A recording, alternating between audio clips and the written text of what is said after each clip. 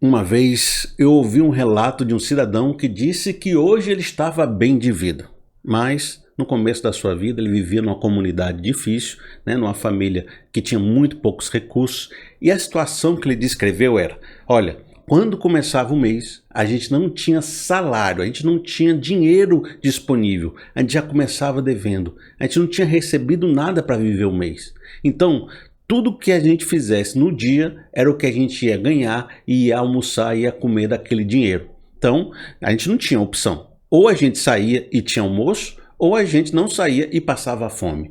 Esse tipo de situação que ele descreveu era uma situação de uma pressão absurda sobre si, onde ele não podia tomar nenhuma decisão a não ser ir para frente, continuar e tentar arranjar um ponto de saída, como ele conseguiu, porque ele falou depois de muito tempo que ele estava numa situação mais confortável, porque conseguiu encontrar esse ponto de saída. Há pessoas que estão nesse processo aqui, olha, se parar de pedalar, a bicicleta cai. Eles não têm como parar, eles não podem se dar o luxo de continuarem nessa mediocridade de vida. Outra pessoa também uma vez me deu um relato, eu acho que até contei para vocês, também me impactou profundamente. Era o seguinte: esse meu amigo, ele disse que tinha a sua mentalidade meio, como é que eu posso dizer? Ela militava contra ele. Ele tinha ansiedades, ele tinha uma melancolia, ele tinha uma depressão, ele tinha uma angústia, ele tinha sentimentos fortes que atacavam ele o dia todo. Uma mente inquieta, uma mente nervosa, uma mente complexa, uma mente, sabe, em confusão e em ebulição. Isso atrapalhava muito a vida dele, deixava ele meio depressivo, deixava ele meio angustiado. Ele não conseguia trabalhar direito, não conseguiria viver direito por causa disso. Já pensou você viver todo dia tendo que militar contra a sua mente, lutar contra a sua mente, para sua mente deixar você viver?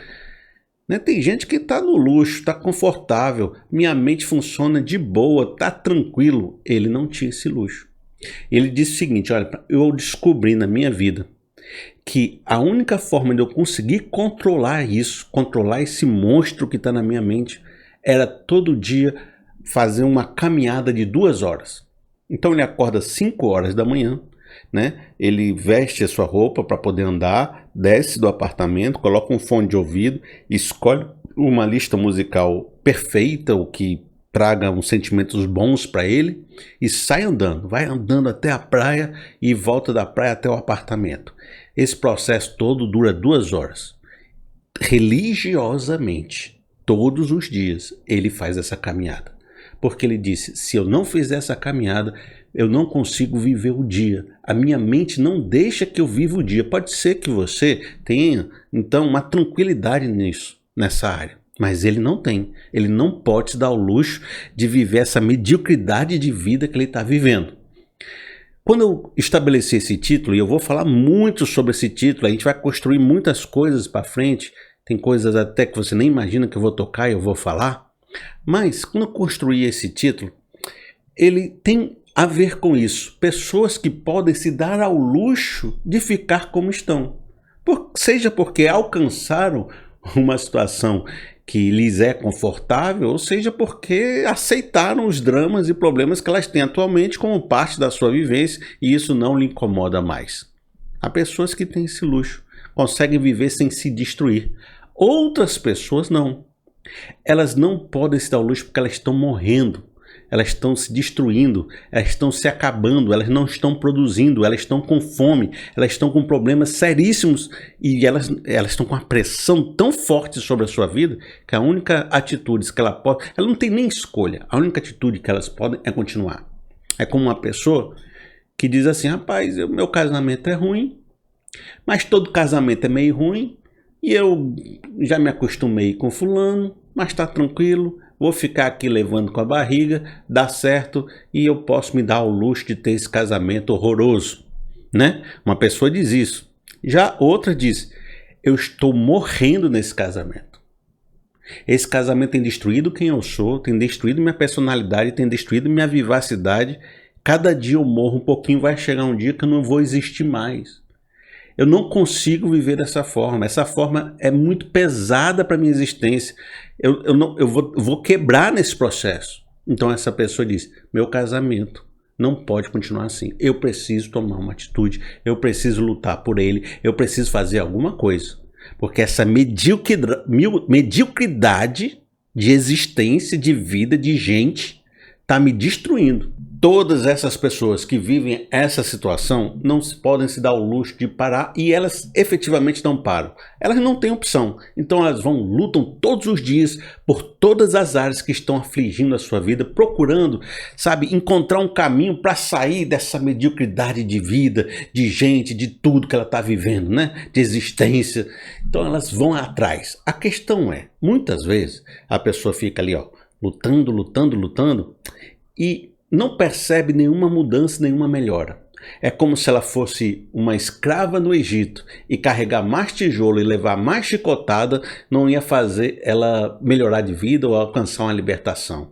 A situação, o sistema, o local que ela está não permite que a rotina que ela está praticando faça com que ela melhore. E aí você vai ver pessoas que estão em empregos horríveis, que elas podem trabalhar muito mais e tentar muito mais, mas não melhora aquele chefe manipulador horrível que ela tem, não melhora o salário, está 3 anos trabalhando, o salário nunca melhorou, os bônus nunca melhoraram, ela morre cada dia de ter que fazer aquilo que não tem nada a ver com a vida dela. Já pensou? Você não tem nada a ver com ser um vendedor, você não sabe nem falar com as pessoas direito, você é o cara do técnico, você conserta relógio, aí diz, não, você tem que vender, e vender um negócio que ninguém quer, um negócio horrível. Aí diz, não, sai para vender, e você vai lá e se machuca na alma, na vida, para tentar fazer aquilo, morre por dentro, não ganha nada. Aí você diz, não, eu vou trabalhar mais, porque se trabalhar mais eu consigo sair dessa mediocridade. Mas na verdade você se enterra mais na mediocridade de vida, porque está se enterrando mais naquilo que está te matando. Tá entendendo isso?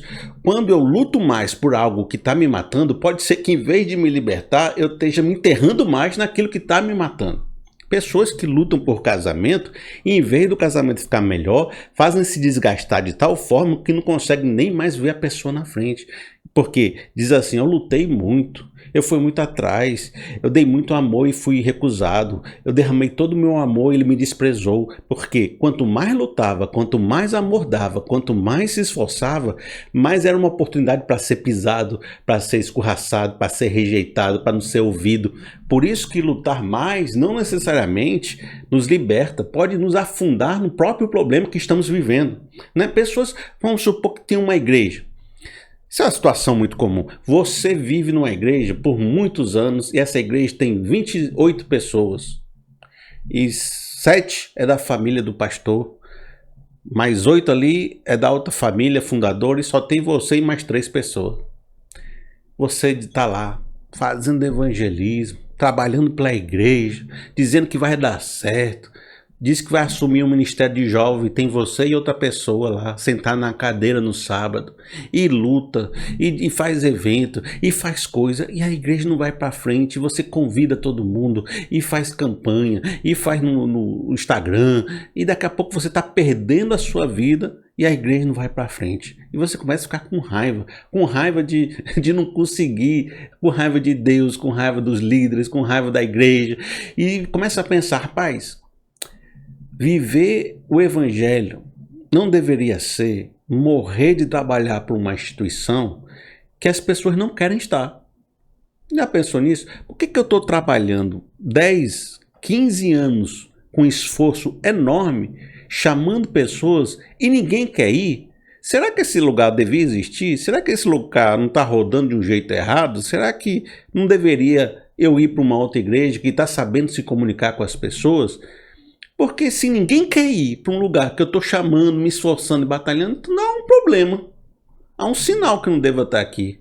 Agora, tem gente que fica 20 anos. Tem um jargão aqui no Ceará que diz pé de boi. A pessoa fica lá, ó, enterra a igreja junto. Mas não é feliz, é triste, está amargando a sua vida, amargando a sua alma, não dá mais um sorriso, de tanto que se amargou lutando mais. Então a questão é, lutar mais não necessariamente funciona alguma coisa. Pode lhe ajudar a sobreviver, porque igual aquele exemplo que a gente tem no começo, se a pessoa não saísse para, conseguir o seu corre, ele não tinha seu almoço. Lutar mais é necessário. Você não pode se dar o luxo Mas não quer dizer que luta mais te livra da mediocridade. E esse é o ponto que eu estou trabalhando aqui. Olha, se a solução não é trabalhar mais, lutar mais, porque isso pode até me aprofundar minha própria desgraça, né? Na minha própria roda de destruição, então qual é a solução? A solução, primeiramente, não parte de você. Por quê? Porque você já está fazendo o que sempre faz e está vivendo a destruição que sempre viveu. Então não há em você o ensino necessário, a visão necessária, a prática necessária para sair desse lugar. Você só está estendendo a sua vida nesse sofrimento. Então você não sabe construir uma nova rotina, você não sabe ter uma nova ideia, você está limitado. Logo, uma pessoa limitada precisa ser ensinada ou precisa encontrar uma sabedoria ou um entendimento que te leve a ver a vida de forma diferente, além, com a capacitação superior, que possa olhar para a sua circunstância e encontrar rotas alternativas de saída que te levem para fora desse atoleiro. Então, você precisa de um ensino que você não tem. Como é que a gente, aprende um ensino que eu não tenho? Buscando. Muita gente busca sozinho, né? Vai na internet, vê um vídeo, compra um livro, né? Sai perguntando aqui e ali, vai pegando as pecinhas do quebra-cabeça, vai montando e constrói seu entendimento. Tem muita gente que faz isso. Agora eu te digo, não são muitas pessoas que conseguem. Tem muita gente que tenta sozinho adquirir o conhecimento que lhe está faltando, mas não tem muita gente que consegue fazer isso. Mas eu acredito, se você colocar a sua energia em ação, você consegue. Agora, pode ser que você consiga lá pelos 60 anos. E eu te digo, você vai viver de agora até 60 anos, né? Procurando, tateando, para ver se você encontra uma solução. Sofrendo durante mais 30, 40 anos, para chegar lá com 65, encontrar a sabedoria que deveria ter tido com 27. Não vai ser uma perda de vida enorme você passar 30 anos para aprender um negócio, sofrendo 30 anos, quando de repente você poderia ter essa resposta muito mais rápido se você adquirisse, e aí que está a minha solução aqui, um mestre. Alguém, um professor, um líder, que te ensine ou lhe encurte esse aprendizado para que você, nos próximos 1 ou 2 ou 3 anos, consiga desenvolver uma rota de saída. Não precisa esperar 30, 35 anos para adquirir essa sabedoria sozinho. Alguém que já tem essa sabedoria vai transmitir para você e você vai conseguir, né, estar preparado para dar esse passo além. A gente vê na Bíblia que Jesus tinha esse modelo de ensino, né? Ele pegou 12 pessoas e ficou ensinando essas 12 pessoas por 3 anos, transmitindo todos os ensinos do reino e do evangelho, fazendo elas assistirem em primeira mão, e eles se tornaram apóstolos poderosos em poder e em palavras. Então, esse é um método de ter um mestre e discípulos. Você precisa ter pessoas que lhe ensinem. Então, resolvemos, né? Eu acho que já dá para parar aqui a palavra, né? Se você me conhece, você sabe que a gente vai dar milhões de curvas ainda para frente. Por isso, não saia do vídeo ainda não, que você ainda não pegou nem 10%. Ó, resolvemos. Vamos ter um mestre. Um mestre resolve a nossa situação. Pronto, podemos ir embora, né? E aí você olha para mim e diz assim: rapaz, Felipe, eu entendo o que você está dizendo. Mas vou dizer um negócio para você. Desde que eu nasci, eu tive professores, eu tive líderes da igreja, eu tive meu pai, que era uma excelente pessoa, eu tive a minha mãe, eu tive o Jorge, que era um amigo meu, que ele era um cara excepcional, que ele me dava as dicas. No meu emprego tinha lá o seu Antônio, ele me ajudou a mexer com o carro, ele me ensinou as coisas. Então, Felipe, deixa eu te dizer um negócio para você. Eu tive mestres a vida toda. E não tem adiantado. Eu tive mestres a vida toda e eu estou nessa situação de destruição. A gente só consegue falar se tivesse uma professora, a gente só consegue escrever se teve uma professora, a gente só consegue entender as coisas, alguém ensinou a gente. Então estou aqui porque fui ensinado. Agora, eu aprendi e não consigo sair. Então eu vou dizer para você, talvez, qual o problema que esteja acontecendo nessa solução. Por isso eu vou trabalhar primeiramente 2 versos para a gente servir de inspiração para a gente continuar essa conversa. O verso primeiro é João 13, no verso 16. Digo-lhes verdadeiramente que nenhum escravo é maior do que o seu senhor, como também nenhum mensageiro é maior do que aquele que o enviou. Em Mateus 10, no verso 24, diz assim: o discípulo não está acima do seu mestre, nem o servo acima do seu senhor. Cristo usou essas verdades para transmitir dois ensinamentos. Um, que você vai servir como ele serviu. E dois, que você vai ser perseguido como ele foi perseguido. Mas esse princípio de sabedoria que Cristo trouxe, ele é mais amplo e serve para vários aspectos da vida. Aliás, serve para todos os aspectos da vida. Nós não conseguimos ir além das referências e mestres que nós tivemos, porque o mestre, ele funciona como um potencializador, ele nos potencializa, ele encurta o aprendizado, eles nos ensinam coisas que a gente nunca saberia sem eles. Então, ter o mestre me leva além, me leva mais longe, me faz uma pessoa melhor, mas, em certa medida, o mestre também me limita. E se eu tiver um mestre mais mediano, mais limitado, mais sem muito entendimento, eu serei do tamanho do mestre sem muito entendimento. Então pode ser, e acontece de acontecer na sua vida, que muitos mestres que você teve potencializaram você até um certo lugar, mas esse lugar eles não tiveram condição de te levar além porque bateram no limite deles. E eu não estou querendo que você fique chateado dizendo que eu estou dizendo que seu pai é isso, que sua professora é isso, e você está chateado comigo. Calma aí, que eu não estou falando isso. Eu também estou falando isso, mas não é nesse sentido de individualizar a pessoa. É porque, de uma certa forma, eu queria que você compreendesse, a gente está vivendo numa sociedade que, se você olhar assim, proporcionalmente, estatisticamente, a qualidade do ensino geral, a qualidade dos mestres, a qualidade do que é discutido nessa sociedade, você vai ver que muita gente não tem muita opção de mestres capazes de nos levar muito além.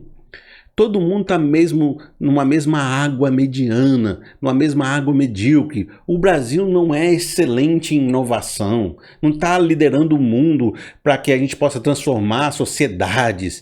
O Brasil não é referência de política, o Brasil não é referência de intelectualidade. A gente sempre é alguma coisa mais ou menos, e embora tenha algumas pessoas fantásticas, o grande geral do Brasilzão, nesse interiorzão, nas suas periferias, nos lugares todos que o Brasil tem, é não ter acesso a pessoas altamente qualificadas. Nós temos uma professora que nos ensinou o beabá, mas ela não tinha condição de nos levar além. E eu preciso desse mestre que rompa as limitações, que me leve além do que eu possa ir, porque até onde eu cheguei é um lugar destrutivo para a minha vida e eu não posso me dar o luxo de parar aqui. Aqui está sendo ruim. Eu preciso ir além. Olha, os mestres que nós temos nos limitam não porque são piores do que nós, não porque são melhores do que nós, mas porque são iguais a nós. Nós temos muitos mestres que estão no mesmo situação sistêmica que nós. Eles não descobriram a própria saída das suas vidas, quanto mais lhe ensinar como você sair da sua vida. Está todo mundo meio que no mesmo barco e o mestre que você tem não está sendo potencializador para você porque ele está na mesma situação. Ele é muito parecido contigo e por ser parecido não consegue estender a régua para cima, entendeu? Muitos mestres estão com emocional fragilizado e não conseguem ensinar você como superar o seu emocional fragilizado. Muitos mestres não têm conhecimento suficiente para te fazer ter sabedoria porque eles mesmos não alcançaram a sabedoria. E esse é o nosso grande problema. E é por isso que a gente está vendo uma super epidemia de coaches, de cursos, de fórmulas. Porque, primeiramente, isso diz algo para a gente. Onde há uma epidemia de ofertas é porque há uma demanda gigante. Ou seja, a sociedade, as pessoas estão necessitadas de alguém que ensine a elas a saírem dessa mediocridade que o Brasil todo vive. Eu digo isso para você não individualizar minha palavra de mediocridade. A gente está vivendo uma sociedade meio mediana, meio sofrida, que se acostumou com o sofrimento, se acostumou com a destruição, se acostumou com uma vida ruim. E a gente está sem pessoas que nos ensinem a sair disso porque elas são muito parecidas. E essa epidemia de cursos que está surgindo é porque há uma demanda de pessoas necessitadas por esse ensino, dizendo, por favor, alguém me ensine. Aí a pessoa oferece aqui, ó, aqui eu vou fazer um curso para você, 10 passos do sucesso, da lei do poder, você vai conseguir, minha irmã, toma aqui, bota aqui que você vai. E por que as pessoas compram curso? Porque elas estão necessitadas. Acontece que pelo esse mesmo modo que eu estou falando para você, por essa mesma problematização, por essa mesma ideia, às vezes o próprio cara que faz o curso não tem conhecimento suficiente ou vivência suficiente para andar contigo, para te levar realmente da sua situação para outra. Então fica o cego ensinando um cego. Fica uma pessoa que não chegou lá tentando ensinar você a chegar lá. E você sabe disso. Eu preciso ir muito longe? Você não conhece aquele teu primo que fazia o colégio, nunca tirou uma nota boa, nunca fez nada que deu certo na vida, virou aí, está vendendo curso de sucesso, só que não conhece a que compra ele. Pessoas que não sabem como fazer, ensinando outras que estão desesperadas para aprender. Então a gente percebe que existe uma mediocridade, inclusive nos mestres e nos ensinos. Talvez você diga que possa responder ou resolver essa minha problematização, essa minha questão, dizendo o seguinte: Felipe, mas é o seguinte, sabe o que você pode fazer, o que a gente faz? É buscar inspirações além da nossa região, da nossa comunidade, pessoas inspirativas no mundo, no Brasil. O Brasil deve ter uns 20. Tá certo que não está na minha rua, mas eu posso alcançá-lo pela internet, ouvir a palestra dele, comprar o livro dele. Olha, eu já fui no Twitter e me inscrevi na conta do Elon Musk. Ele faz foguete, faz uns carros elétricos. Eu vou seguir ele ali, que ele vai me dar o bizu para me ser um cara melhor na vida. Então você acha que se você seguir algumas pessoas excepcionais no mundo, ou que parecem ser excepcionais no mundo, isso vai por osmose te transformar em alguém além de si mesmo? Acontece que, de novo, o Elon Musk tem 100 milhões de seguidores no Twitter. São 100 milhões de Elon Muskzinhos? São 100 milhões de pessoas que se transformaram em Elon Musk? Seguir alguém... Tem um exemplo muito besta que eu falo quando falava assim, mas é besta, mas funciona.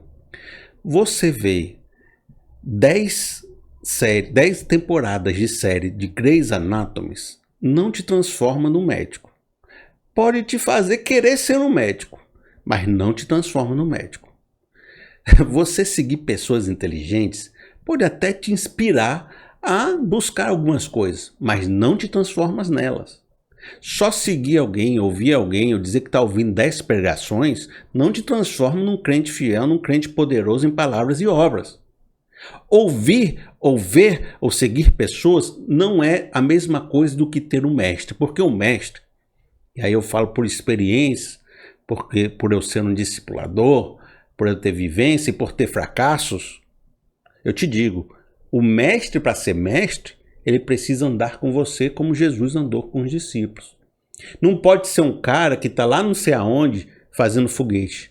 Tem que ser um cara que vai ouvir você 10 vezes repetindo o mesmo dilema e trabalhando 10 vezes em você a compreensão para você sair desse dilema, onde vai andar com você, vai te mostrar as coisas, vai pegar na tua mão e vai mostrar onde você está errando e por que você erra repetidamente naquele ponto. Vai te fazer exercícios específicos, vai perceber onde pode lhe encaixar e quais são as nuances das suas capacitações.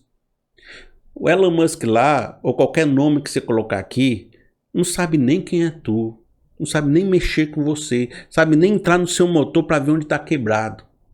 Por isso, um mestre de verdade precisa suar, comer prato de comida contigo, precisa formar sua consciência, precisa criar horas de diálogo. Porque muitas vezes a gente aprende no diálogo, na troca. E essas pessoas distantes não conseguem fazer esse papel. Olha, você já teve o seguinte pensamento? Na sua igreja, determinado dia sentado no seu banco, e pensou assim: como eu queria ter um pastor excepcional. Estava ali, naquele 10º quinto culto, naquele centésimo, 50º culto, naquelas milhões de cultos que você já teve, sentado ali, naquele curso bíblico da sua igreja, e pensou assim, rapaz, como eu queria ter um pastor diferenciado. Que fosse como Paulo na Bíblia, porque Paulo na Bíblia foi ao terceiro céu, tem experiências fantásticas para falar. Conhece coisas que eu não conheço, viu coisas que eu não vi e pode me levar a ver também coisas que eu nunca teria visto. Alguém que aprendeu com um dos maiores mestres Gamaliel judaico, sabe tudo de lei, sabe tudo de Bíblia, sabe tudo de interpretação, que eu poderia perguntar qualquer coisa e saberia me dizer. Alguém que debateu com os apóstolos, com Pedro, que sabe discursar como ninguém, debatia com filósofos, tem experiência na contradição, é poderoso também, fazia milagres, abria igrejas, viajava pelo mundo, que tem uma visão própria, uma visão profunda, uma visão de igreja, de graça, que me faça... Alguém que diga assim, olha, eu cheguei lá e tem terra firme. E eu estou voltando aqui nesse barco à deriva para ensinar vocês como chegar naquela terra firme que eu fui. Eu queria ter um pastor que já tivesse chegado lá e voltasse para ensinar a gente, porque o sentimento que eu tenho, isso aqui, veja se você já pensou assim um dia, que o pastor que eu tenho aqui, ele é maravilhoso, ele é um querido, é muito querido, mas ser querido não é necessariamente ser um bom mestre para me levar além. Ele vai no meu nascimento da minha criança, ele foi. Ele foi no dia que eu precisei ter uma doença, ele visitou na minha casa. Ele toma cafezinho comigo. Ele me falou já da história do Zaqueu 3 vezes, mas ele não consegue me despertar a fé. Ele não consegue me ensinar para mim ir além. Parece que eu vivo um marasmo espiritual a vida inteira, porque eu não tenho esse mestre que consiga me levar. Talvez exista 10 pessoas ou 20 pessoas como essa no Brasil, que eu vi na internet, que são maravilhosas. Que eu conheci outro dia, veio aqui numa palestra na minha rua, na minha cidade, eu fui lá. Como seria bom aprender com ele. Mas essas pessoas são inacessíveis. Essas pessoas não moram comigo, essas pessoas não estão na minha igreja, essas pessoas não podem me visitar, me pegar pela mão, abrir um texto bíblico comigo e apontar aqui, me mostrar como é, me responder minha dúvida, me fazer evoluir. O que eu tenho é o meu pastor Josivaldo, querido, mas ele é muito parecido com todo mundo da igreja dele. Ele não chegou lá e voltou. Ele é assim, ó, muito igual. Não é que ele é ruim. Ele é igual, e por ser igual, não consegue puxar a régua para cima. Você já teve essa experiência? E um dia na sua igreja dizer, como eu queria me aprofundar, mas eu não tenho como. Nós somos pessoas medianas, vivendo em ambientes medianos, com amigos medianos, em igrejas medianas, com profissões e trabalhos medianos, numa sociedade mediana. E não conseguimos ir além do que nós estamos vivendo, e às vezes vivendo uma realidade destrutiva, porque não temos mestres que não nos levem além. Não porque eles são ruins, mas porque eles são muito parecidos conosco e não conseguem nos levar além, pelo contrário, nos limitam em nossa vivência.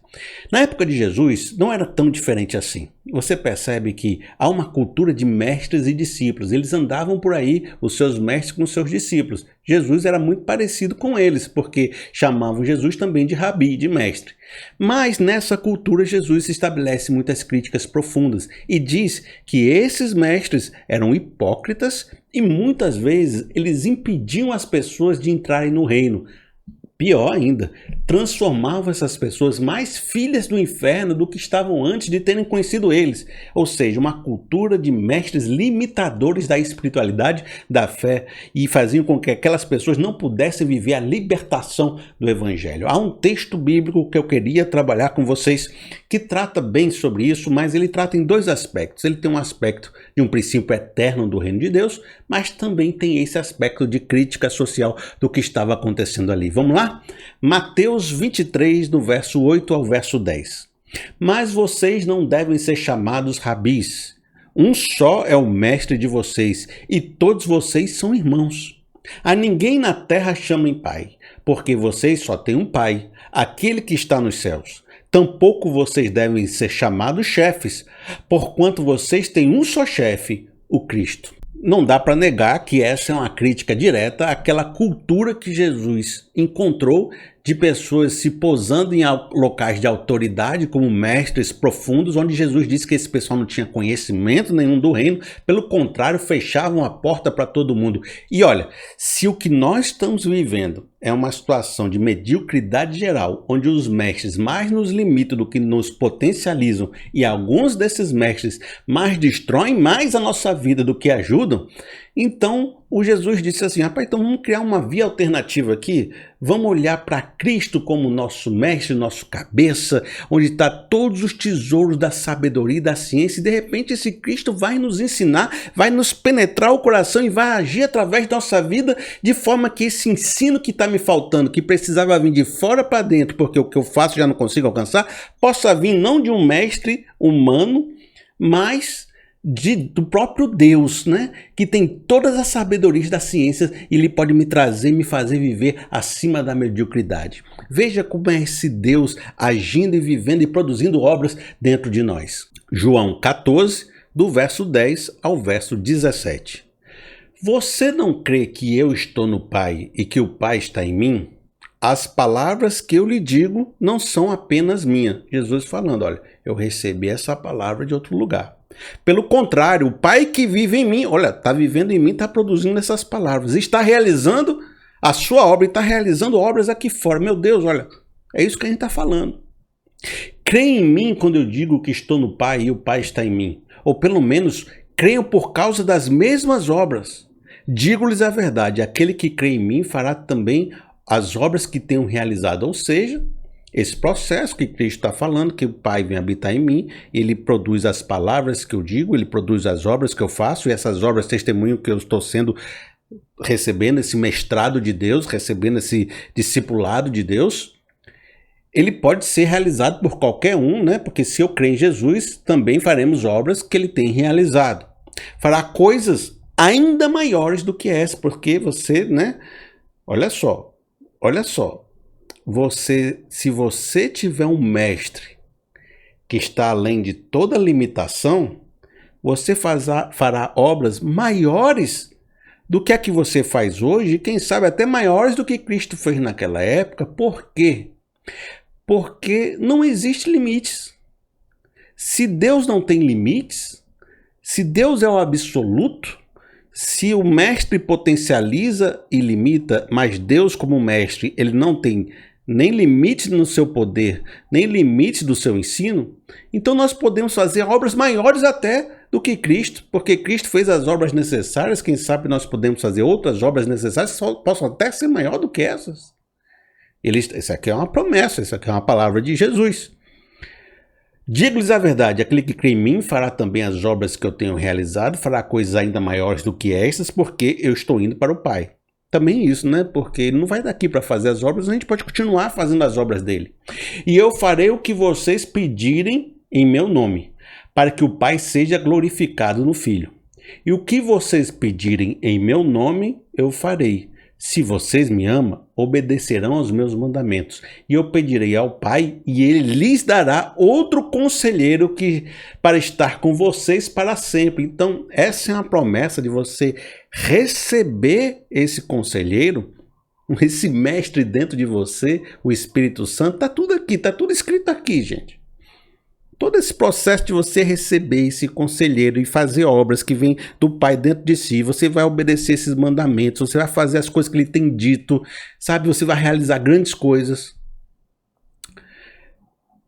O Espírito da Verdade, o mundo não pôde recebê-lo, porque não vê nem o conhece, mas vocês os conhecem, pois ele vive com vocês e estará com vocês. Então nós vamos ter Cristo como mestre. E quando a gente invocar esse Cristo na nossa vida, o Espírito Santo vem habitar em nós. E como promessa, né, foi dito que ele será nosso conselheiro e ele vai produzir obras até maiores que a de Cristo.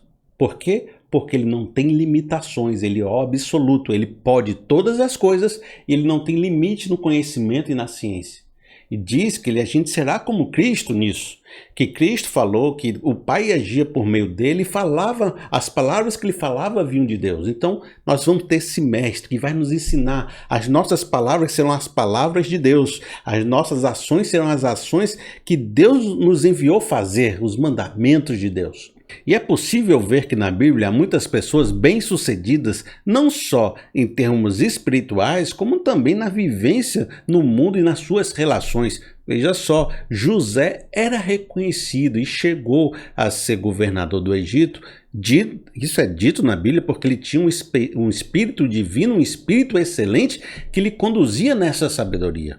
Também você vê Daniel alcançando altas posições na corte de Nabucodonosor, porque foi fiel, porque seguiu os princípios de Deus, mas porque o Espírito Santo lhe deu mais sabedoria que todos os outros que estavam lá presentes. Perceba que o Espírito Santo também nos torna excelentes naquilo que a gente vive no nosso ambiente, na nossa circunstância. Olha, você se lembra também de Bezalel lá em Êxodo, que foi chamado por Deus para construir as coisas do tabernáculo, as roupas sacerdotais, né? Toda aquela coisa de artesão. Mas disse que foi o Espírito Santo que lhe deu um entendimento e sabedoria em toda a ciência e arte, em desenho, em fazer joias preciosas, em fazer arte. Então vê que o próprio Espírito Santo dando qualificações técnicas. Então a gente entende. O Espírito Santo pode me levar além, porque ele tem a ciência, ele tem o conhecimento, ele tem o poder, ele tem as palavras, ele tem as obras que podem produzir a partir do meu coração. Então, uma vez que você entendeu isso, e que de repente se eu estou vivendo uma circunstância que muitos mestres não estão me ajudando, eu não vejo saída, não estão disponíveis para mim. Tem muita gente boa, mas ela está disponível para você, pode passar os próximos 3 anos contigo, pode te pegar pela mão, pode te ouvir 10 vezes no telefone falando os seus dilemas, ela está ali contigo junto? Não, você não tem acesso a isso. De repente você pode olhar para cima e dizer: Deus, venha ser meu mestre, venha ser meu discipulador, venha ser o Espírito Santo que trabalha e manifesta em mim coisas excelentes para que eu possa me libertar dessa mediocridade. E o primeiro passo para você, eu vou fazer um passo bem básico aqui para você ficar bem afiado, é o seguinte, diz assim, 1 João, no capítulo 2, no verso de 4 a 6. Aquele que diz, eu o conheço, mas não obedece os seus mandamentos, é mentiroso e a verdade não está nele. Mas, se alguém obedece a sua palavra, nele verdadeiramente o amor de Deus está aperfeiçoado. Desta forma, sabemos que estamos nele. Aquele que afirma permanecer nele, deve andar como ele andou. Vamos fazer aqui um 3 ponto básico para nós? 3 pontinhos para a gente definir o primeiro passo para você internalizar essa verdade de Deus como mestre? Primeiro, precisamos conhecer os ensinos, as palavras, os mandamentos, o evangelho. Rapaz, Deus se revelou com toda a sua palavra. Ele é o mesmo ontem, hoje e eternamente. A essência de Deus e dos princípios de Deus estão revelados. O que eu preciso fazer? Conhecer esses princípios. Aquele que diz que me conhece, não conhece os meus mandamentos, as minhas palavras, está mentindo. Então, qual é o primeiro passo para você ser discípulo do mestre? Conhecer a palavra do mestre, conhecer o conteúdo do mestre, conhecer o que ele ensina. Segundo, praticar, fazer os mandamentos, né? Diz aqui, ó, veja só, vamos ler aqui de novo, ó. Mas aquele que obedece a sua palavra, nele verdadeiramente está o amor de Deus e está aperfeiçoado. Mas não obedece os seus mandamentos, é mentiroso. Então, a gente já viu. Se você não obedece, se você não põe em prática, você é mentiroso, você não é discípulo. Para todo discípulo precisa ouvir do mestre e colocar em prática. Então, preciso saber o conteúdo do mestre e preciso colocar em prática, né? Terceira coisa, nele o amor vai ser aperfeiçoado, a comunhão vai ser aperfeiçoada, vai se manifestar. Então nós vamos perceber que eu pego o conteúdo do mestre, eu aplico o conteúdo do mestre e Deus trabalha em mim, manifestando poder no seu Espírito Santo, comunhão com ele, amor com ele, conhecimento com ele. Então há uma intimidade com Deus, há um conteúdo de Deus e há uma prática desses mandamentos. Esse é o básico. né? Eu tenho que falar o básico. Eu preciso que você deixe firme esse propósito básico, porque a gente possa também, mais à frente, fazer algumas curvas, mas sem descolar que esse é o básico. De novo, você pode aprender esse básico sozinho, fazendo as suas buscas na internet, fazendo as suas leituras, praticando dia a dia os mandamentos de Deus, né? Fazendo as suas orações, procurando a intimidade e o amor de Deus. Você pode fazer isso sozinho? Pode. Você pode alcançar muita coisa sozinho? Pode. De novo, vamos falar aquela palavra do começo. De repente, você fazendo isso sozinho, você alcança esse conhecimento nos próximos 40 ou 50 anos. De repente você vai chegar lá com 70 anos dizendo assim: acabei de descobrir uma coisa que eu deveria ter feito minha vida toda espiritualmente, nunca fiz, mas agora estou maduro. Mas você teve esse luxo de esperar 60 anos. Tem gente que não tem. Tem gente que precisa saber hoje, resolver hoje, aprender esse mandamento hoje, praticar hoje, ter essa comunhão hoje. E para isso você conta com a grande ferramenta que muita gente não gosta, mas ela é poderosa. É a igreja institucional que existe em todo lugar. As melhores são melhores, as piores são piores, né? Mas essa igreja existe em todo lugar aí. Instituição mesmo, a casinha lá, com as pessoas dentro, com a escola dominical, com gente ensinando, que pode te ajudar a correr um caminho grande que você ia fazer sozinho. Você ia se perder sozinho nesse caminho, ia enveredar para as heresias, ia para o canto que não tinha que ir, ia se perder para depois voltar. Vai para uma igreja legal. Uma igreja legal. Você procurar uma igreja ruim, vai ser igual o fariseu. Você vai ser mais filho do inferno do que... Mas vai para uma igreja legal, que ela vai fazer 3 coisas por você. E é reconhecido uma espiritualidade evangélica, cristã, desde a época da Reforma, 3 coisas aqui. Não tem para onde fugir. Uma igreja boa vai te dar essas 3 coisas. Se você está numa igreja que não te dá essas 3 coisas, então muda de igreja. Simples. Fique se doendo não, muda e pronto. A pessoa que da igreja lá que mude, né? Se a pessoa constrói uma igreja que não te oferece o mínimo, o problema é daquela igreja, não é seu não. Então mude para uma igreja que te ofereça, certo? Primeiro, ensino bíblico. É o mínimo. Uma igreja vai ter lá o momento de ensino da palavra, seja no púlpito, seja nos seus departamentos, seja nos seus seminários, ou seja no discipulado direto. Em algum ponto dessa igreja você tem que aprender da Bíblia. Se você vai na igreja e sai sem saber da Bíblia, então você não está indo para a igreja direito, né? Então, esse é o princípio básico. Primeiro princípio, vai para uma igreja que te ensine a Bíblia. Vai lá e aprenda a Bíblia. Isso vai economizar tempo de vida para você. Pronto. Segundo, ela vai te ensinar a andar de forma moral e ética, segundo os princípios da palavra de Deus. Ela vai te ensinar uma conduta, uma santificação. E isso faz parte também do mandamento, né? Aquele que quer praticar, obedecer. Ela vai te ajudar nesse processo. Então, as igrejas são reconhecidas por nos ajudar a andar de forma ética, da forma dos princípios cristãos, e nos ajudar a aprender a palavra de Deus. Esses 2 princípios você aprende mais rápido numa instituição igreja boa. Às vezes não tem, né? Então você vai ter que fazer sozinho. Terceiro, ela vai te fornecer uma comunidade. Uma comunidade que te apoia tanto em oração, uns aos outros, e isso fornece para você, de uma certa forma, uma segurança emocional, uma rede de apoio de amizades que podem lhe ajudar a dar conselhos bons, te potencializar. Quando você estiver passando uma situação difícil, suportar você, dar suporte, né? Suportar você, pegar você pela mão, não deixar você desmoronar. Então, essa comunidade lhe ajuda a não ser uma pessoa frágil, a ser mais perseverante, a superar os problemas na vida. E se você fizer essas 3 coisas, só essas 3 coisas, já vai te colocar acima de uma mediocridade de zona grande. Por quê? Porque o pecado destrói a vida da gente. Pecado é destrutivo. Não se engane com gente que fica aí na vida falando que pecado não existe, que é só Deus é amor e que igreja tem que ser só empatia. Sei. As pessoas estão tentando amenizar o discurso para se encaixar na sociedade que está ferida. Beleza. Mas não se engane de achar que pecado não destrói, não. Que pecado não te bota lá para trás na mediocridade, não. Então, só o fato de você se preservar numa conduta moral, de você viver uma comunidade que lhe apoie, de você ter um ensino da palavra, faz você ficar mais seguro para não viver umas destruições nessa vida, para não se partir no meio, para não destruir o que você já construiu, para manter o seu legado, para ter mais equilíbrio e sensatez na hora de tomar as decisões certas, para não se deixar levar para uma cobiça louca. Então, só de você fazer isso, eu acho que você já consegue girar um pouquinho acima da mediocridade. Como às vezes eu digo, no papel isso é muito bonito, mas tem que ver se funciona na prática, né?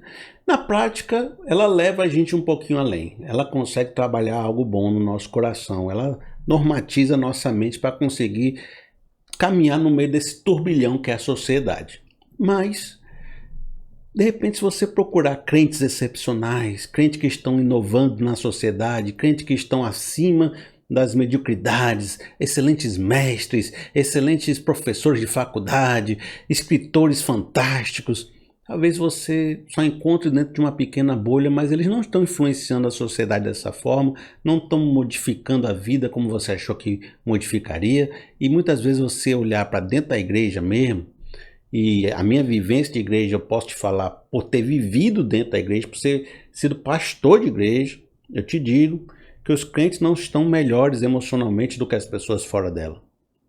Que muitos estão sofridos, estão com crises emocionais, que estão com casamentos falidos, que estão com problemas de criação de filho, que estão com problemas financeiros, dificuldades de relacionamento, todo tipo de dificuldade que a gente encontra fora da igreja. Claro que eles estão procurando melhorar isso e pode ser que eles alcancem caminho de solução, mas o que eu te digo é, não há muita diferença de você olhar uma comunidade cristã de perto e você olhar pessoas diferentes da sociedade de perto. As crises parecem as mesmas, as síndromes parecem as mesmas, as dificuldades financeiras parecem as mesmas. Como se viver esse mestrado de Cristo somente na igreja não tivesse produzindo nas pessoas um diferencial. Porque, de uma certa forma, a igreja também está inserida nessa mediocridade geral e a gente meio que se vira aquela homeostase, né? Fica todo mundo meio que parecido, mesmo que na igreja você tente se proteger, ela não foge muito da média geral do que acontece aqui fora. Então, não fique soberba ao achar que porque você é um crente, as situações serão totalmente diferentes para vocês, você vai viver acima das coisas.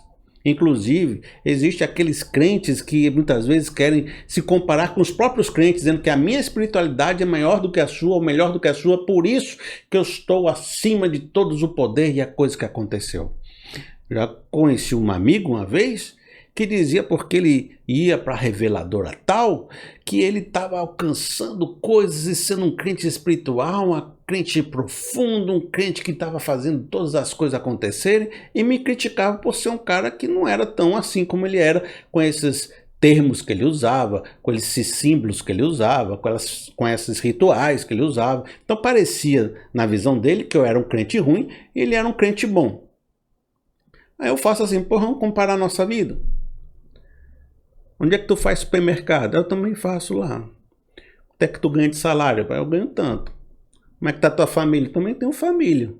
E o teu carro aí? Qual é o teu carro? Meu carro é esse aqui. Quantos livros você lê por mês? Eu levo tantos livros. Qual a faculdade que você fez? Eu fiz. Qual a diferença? De tu estar se posando nessa espiritualidade aí, sendo que sua vida até é pior do que a minha. Se a manifestação dessa espiritualidade não está provocando uma diferencial na vida.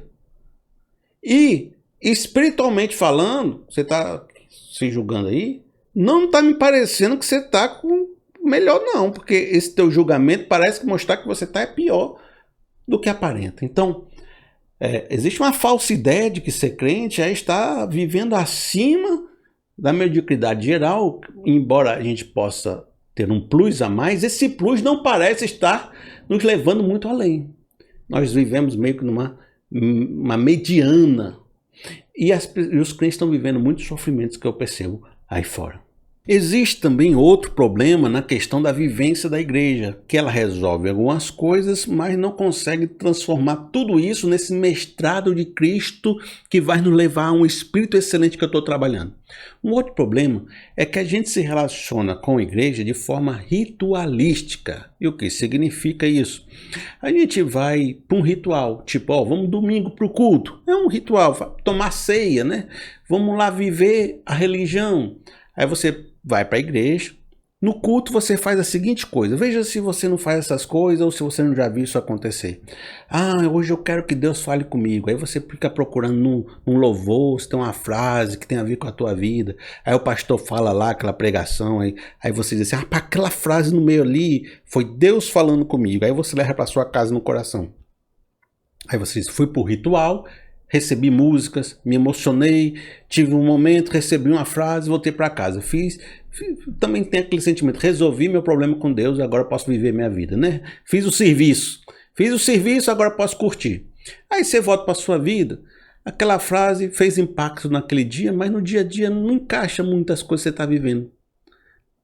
Você perdeu também aquela questão de você só se conecta com Deus no ritual, mas não se conecta ali no dia a dia, não tem a mesma experiência no dia a dia, não vivencia essa emoção no dia a dia, Deus não está presente para você no dia a dia. Então você vai se distanciando, vai sendo aquele mestre que nem o Elon Musk, né?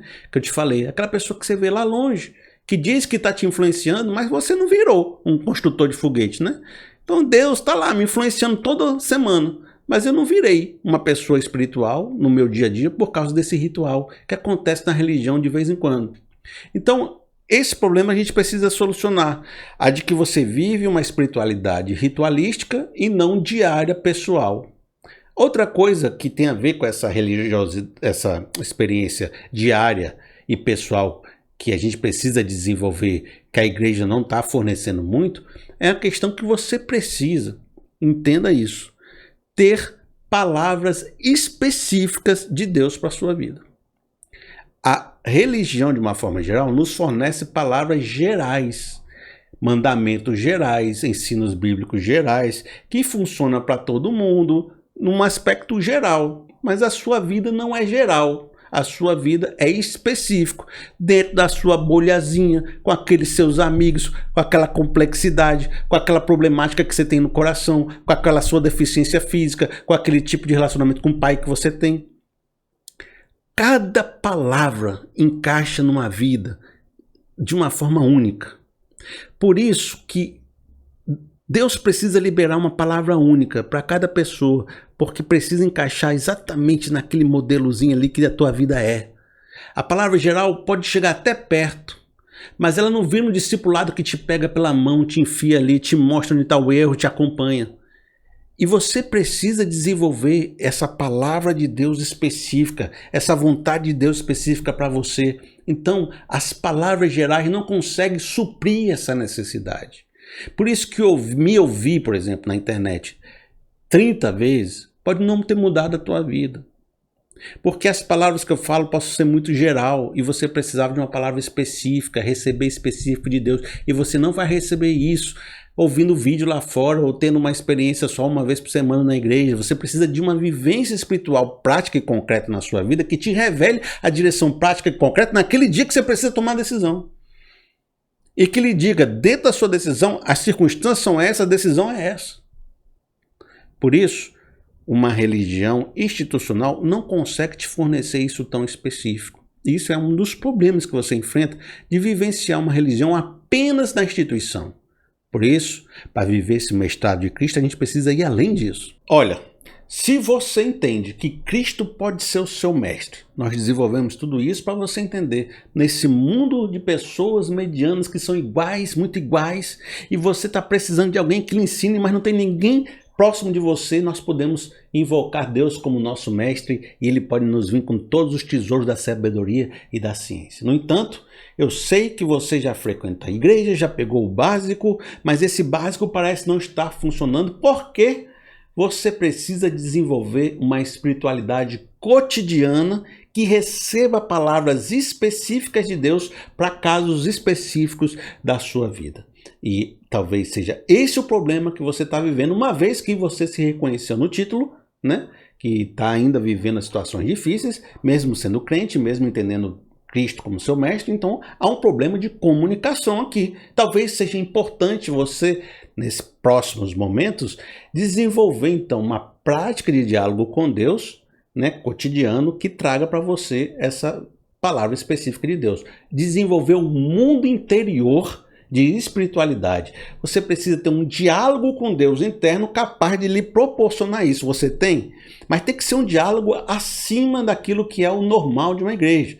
Não é para ser repetição de palavras, rezas, ou falar aquilo que você quer que o povo fale, ou se comportar como uma oração que você aprendeu quando era criança. Senhor, nosso Deus, nosso Pai, eu te glorifico porque tu és grande. Peço que tu abençoes minha família. Então você faz uma oração que é uma oração religiosa, mas não está saindo do íntimo do teu cotidiano, da tua vida, da tua existência. É essa palavra que eu acho que você tem que alcançar.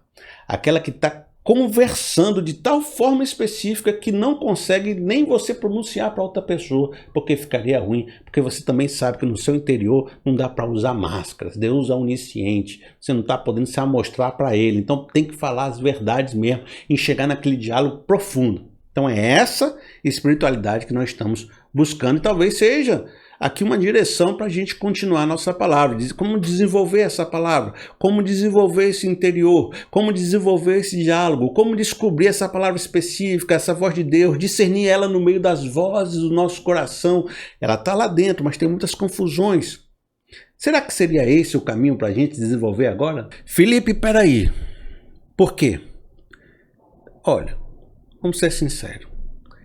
Eu já passei por isso aí tudo, já aprendi isso aí tudo. Você vai gastar um tempão aqui de lábia, de palavra, e eu só vou perder meu tempo. Eu quero chegar logo lá na frente, sabe por quê? Porque eu já tenho sonho, eu já tenho revelação, eu já falo com Deus diariamente, eu tenho minha devocional, eu sou uma pessoa espiritual.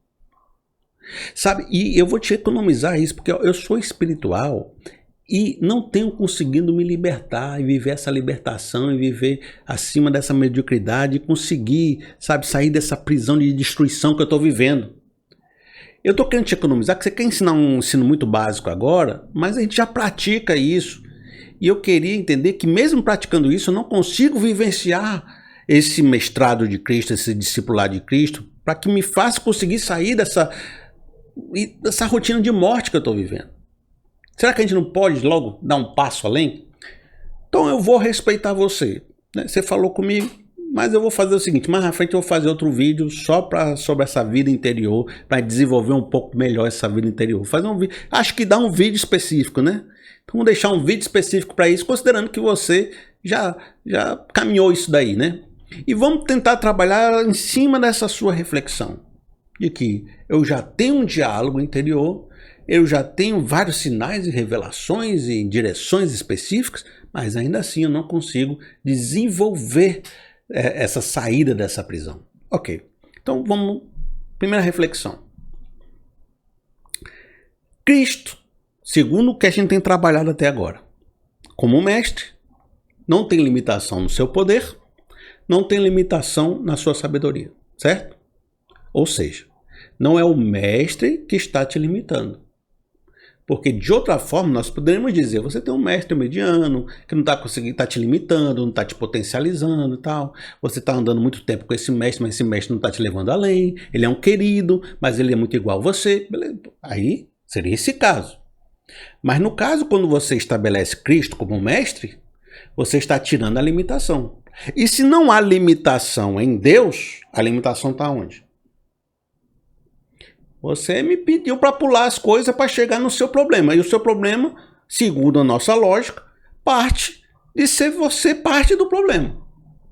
Se o problema não é exatamente desenvolver um diálogo, uma comunicação, então há algo nessa comunicação, que ela já acontece, que está fora de tom ou não está conseguindo discernir ou interpretar de forma correta a palavra de Deus para você e para a sua vida.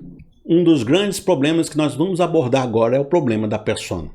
Em nossa mente, a gente acha que é uma pessoa maravilhosa.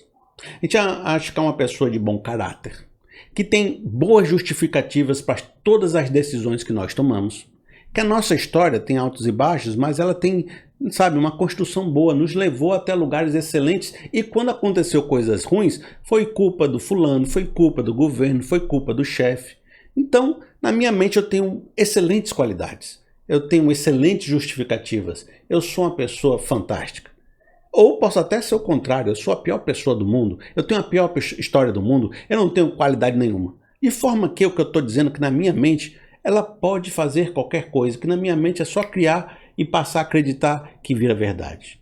Então eu crio um ser idealizado na minha cabeça, que eu digo que sou coisas que eu não sou, digo que eu penso em realizar coisas que eu não realizo, digo que eu tenho um perfil que atua de determinada forma, sendo que eu nunca agi daquela forma.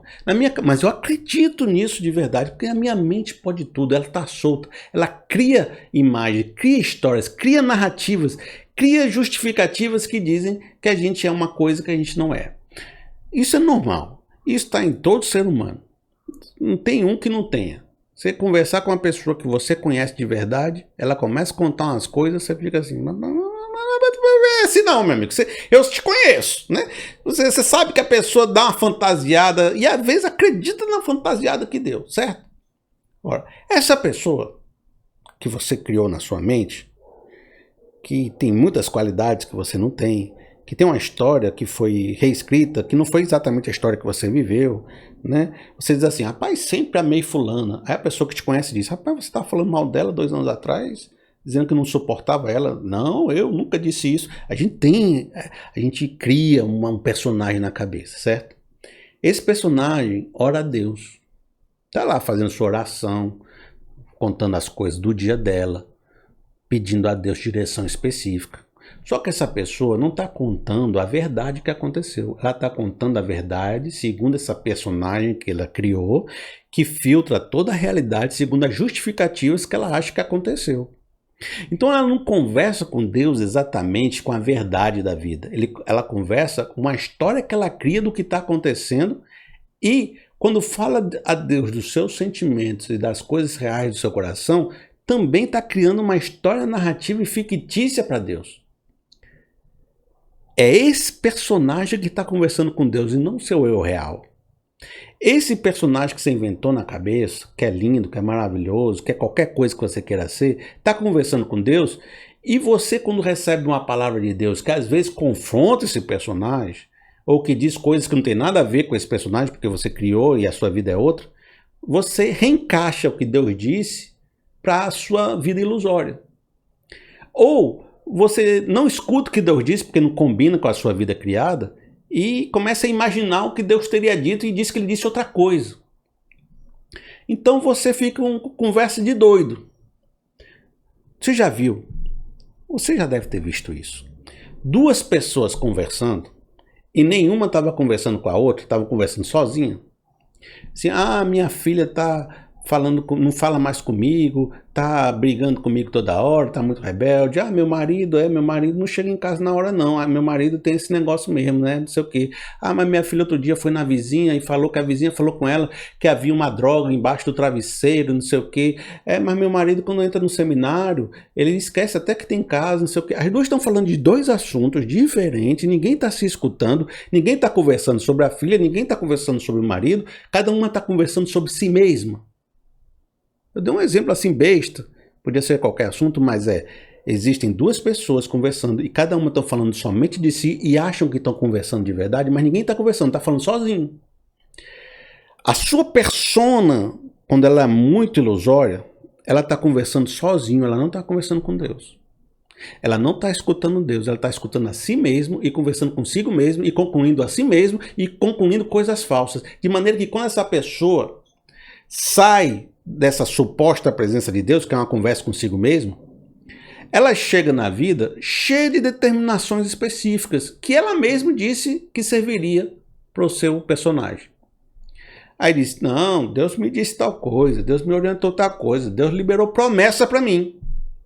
Aí vai viver na vida segundo os conselhos que ela mesma criou, quando tudo dá errado, porque Deus não tem compromisso com a sua palavra assim, a minha, que eu criei, Ele tem compromisso com a palavra dele, para fazer acontecer. Mas ele não tem compromisso com a palavra que eu inventei. E se eu inventei uma palavra que disse que é Deus, botei na boca de Deus algo que eu queria que acontecesse, aquilo não vai acontecer porque eu quis que acontecesse. Aí o que vai acontecer com essa pessoa? Mas Felipe, eu oro. Mas Felipe, eu tenho sinais. Mas Felipe, todo dia eu estou em cotidiano em oração. Aí eu estou encontrando com Deus. Mas eu faço, ele me dá palavras específicas. O problema é que não acontece. Não acontece porque você criou um personagem e está ouvindo a si mesmo. A pessoa anda por essa vida dizendo que tem virtudes que não tem. Sem saber que tem autossabotagens destrutivas, ela acha que não tem, mas ela tem. E que precisava cuidar, e que está destruindo ela. E dizendo que tem palavras de Deus que Deus nunca falou. E que não é comprometido com essas palavras para fazer acontecer. E ela vai se frustrar quando não acontecer. E é por isso que a gente vê essa situação. Olha, o que a gente precisa fazer é quebrar essa ideia do diálogo isolado. Por quê? O diálogo isolado com Deus, que está sendo reinterpretado por essa pessoa ilusória, não está funcionando. E se você orar mais, vai ser mais pessoa ilusória falando com Deus. Duas conversas que ninguém conversa. Aquele exemplo que eu dei. Então o problema, de novo, é que nem lá no começo, não é lutar mais, né? É lutar melhor, né? Não é orar mais. Não é ficar repetindo as mesmas orações que não funcionam. As mesmas revelações que não funcionam. Os mesmos sonhos que não funcionam. A mesma rotina que não funciona. Esse diálogo isolado entre você e Deus não está funcionando. Você vai precisar, aí vem a solução para você. Introduzir dentro desse relacionamento isolado uma terceira pessoa. E quem é essa terceira pessoa? É uma pessoa que eu estou dizendo, é um elemento, né? Não é uma pessoa de verdade. Você vai introduzir nesse diálogo um terceiro elemento que vai dialogar com vocês. Quem é? É a realidade cotidiana. Vai penetrar nesse diálogo para testemunhar sobre aquilo que é uma ilusão e aquilo que é uma realidade. A realidade cotidiana vai fazer um papel de testemunha imparcial daquilo que você está falando com Deus. Ou seja, ela não é parcial porque ela não está sujeita à sua vontade.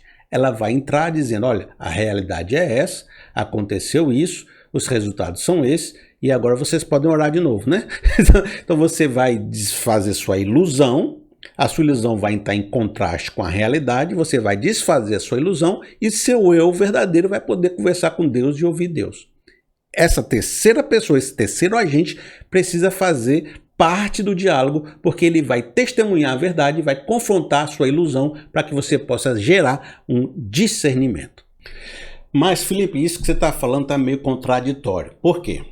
Porque mesmo essa pessoa que tem a persona, ela está trazendo a realidade para a conversa. Ela está falando do seu dia a dia, ela está falando do que lhe aconteceu, está falando do seu marido, está falando do seu emprego.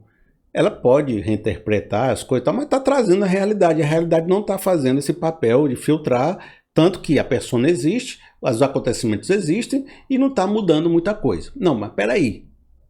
Porque a realidade está entrando aí, mas reinterpretada por essa persona. E por isso que ela não faz esse papel. Ela precisa entrar sem a subjetividade. Ela precisa entrar com forma objetiva. E eu vou explicar isso com vocês com parcimônia, com calma, para você entender e ficar bem assentado na sua cabeça o processo. Na verdade, esse processo que eu estou tentando te ensinar para fazer sozinho é geralmente algo que eu faço como discipulado. É algo que eu, quando converso com alguém, eu tento quebrar essa ilusão, eu tento mostrar onde está a problemática, né? Eu tento mostrar como é que você usa a realidade para confrontar as suas falsas ideias. Então, eu uso todos esses exercícios e muitos mais quando eu falo diretamente com a pessoa. Mas eu estou tentando te ensinar algumas coisas práticas que você pode fazer sozinho.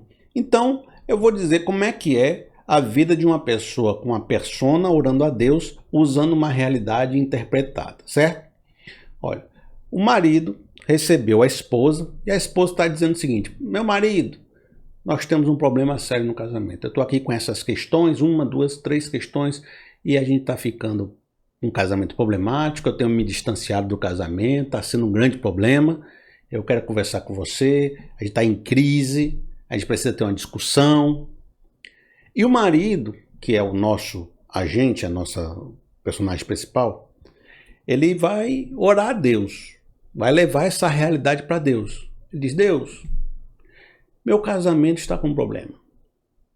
Olha, você sabe como sempre eu fui uma pessoa amorosa. Como sempre eu fiz tudo pela minha esposa. Agora ela está dizendo, está cheia de complicação na cabeça dela. Mas a gente sempre teve uma história bonita. Nosso casamento sempre foi inabalável. A gente teve sempre uma vida tranquila, uma vida amorosa, estava tudo bem. Agora ela está dizendo que está cheio de questão. Eu estou desconfiando que é porque ela entrou em contato com o negócio de feminismo. Está afetando a cabeça dela. E está fazendo ela ir contra mim. Tem umas amigas também que ela está saindo. Essas amigas estão levando ela para o mau caminho. São agentes de Satanás. Colocando minhoca na cabeça dela. Você sabe que eu amo ela. Eu faria tudo por ela. Nossa história é bonita. Essa mudança não vem do nada. Sei lá, Deus, estou até imaginando que possa ser um caso, porque ela começou a fazer pilates ali, tem um instrutor lá, eu não estou confiando nesse negócio. Ela volta toda feliz desse pilates. Pode ser um caso, me revela, Deus, o que está acontecendo. Bom, você viu o problema, você viu a pessoa orando e você viu a persona reinterpretando tudo. Então, o que essa persona fez? Eu enumerei aqui 5 coisas que essa pessoa fez diante de Deus, de acordo com o problema que a esposa lhe apresentou. Ele disse o seguinte, olha, ele não considerou as questões que a esposa lhe transmitiu. Em nenhum momento da oração você viu ele falar nenhum ponto do que a esposa lhe disse. A esposa lhe disse vários pontos, na oração dele esses pontos sumiram, porque esses pontos não importam para ele. Não dizem respeito, não são verdades para ele. A outra coisa que ele fez, ele terceirizou o problema. Foi o feminismo, foi as amigas, foi Satanás. Então nenhum problema está nele. Todos os problemas são terceiros, são as amigas dela, o feminismo. É alguma coisa que fez ela mudar de cabeça. Terceiro, criou uma história de fantasia. Ou seja, nosso amor sempre foi inabalável. Nosso amor sempre foi bom. E às vezes não foi. Está sendo um amor horrível, está sendo um casamento problemático, está cheio de briga e você acha, está com uma falsa ideia de que teu casamento está feliz quando a outra pessoa está triste há anos. Mas você, como não escuta ela, não percebe que vocês estão infelizes há anos, porque tu só se importa se tu está feliz. E não percebe que o casamento está se destruindo há anos. Então você criou uma fantasia na cabeça e o seu casamento sempre foi perfeito, mas não era perfeito. Essa é a fantasia que você está conversando com Deus. Aí você diz, você reforçou como você é cheio de virtudes, você ama muito ela e faz tudo pelo casamento. Então, tudo o que é falha de conduta está nela. E tudo que é virtude está em você. Você sempre amou, você sempre fez tudo. O último item, você apontou uma falha nela como uma falha profunda de caráter. Ela deve estar tendo um caso. Então não é só as amigas, não é só o Satanás. Ela está cometendo algo. Que é por isso que ela está assim. Então, perceba como essa sua persona demonizou todo o processo, toda a conversa. Ela filtrou de uma forma que deixou todas as soluções impossíveis. E eu tenho certeza que qualquer coisa que Deus falar, você vai reinterpretar para encaixar nessa tua realidade fictícia que você criou. Sabe o que foi que ele concluiu com Deus? Que ele tem que fazer? Ele tem que afastar a esposa das amigas, tirar ela do Pilates. Foi isso que Deus falou para ele. Tirar ela do Pilates. É tudo que ele quer ouvir. É isso, né? Tirar ela do Pilates. Diz que ela vai fazer um curso com o pastor para saber que o marido é soberano, que ela tem que parar com esse feminismo. Vai repreender Satanás na vida dela, sabe? E que ela não está desprezando o amor que ele deu para ela. Que ela precisa cair em si e se arrepender. Ele vai dizer isso para ela. Aí chega no momento, ele joga tudo isso em cima dela. Ela já tinha aquelas questões que nunca foram abordadas. Ele pesa o casamento, as discussões se tornam mais profundas. A pessoa começa a nem querer mais discutir, vai amargando a alma, amargando tudo. E a coisa fica mais destruída ainda do que estava. Aí essa pessoa vai dizer, Felipe, eu oro.